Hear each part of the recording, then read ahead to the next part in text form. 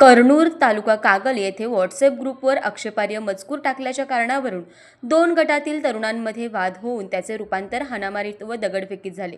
गुरुवारी सायंकाळी 6च्या सुमारास मराठी शाळेजवळ घडलेल्या या घटनेत 4 जण किरकोळ जखमी झाले असून एका 4 चाकी वाहनाच्या काचा फुटल्या तसेच 2 मोटरसायकलीचे नुकसान झाले आहे।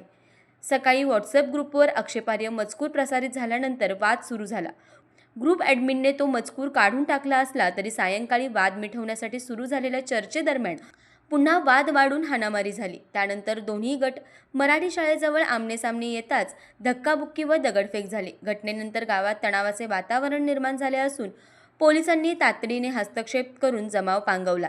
जिल्हा पोलीस प्रमुख योगेश कुमार गुप्ता, अप्पर पोलीस अधीक्षक धीरज कुमार, उपविभागीय पोलीस अधिकारी सुजित क्षीरसागर यांच्यासह मोठा पोलीस बंदोबस्त तैनात करण्यात आला। या प्रकरणी कागल पोलीस ठाण्यात गुन्हा दाखल करण्याची प्रक्रिया सुरू आहे।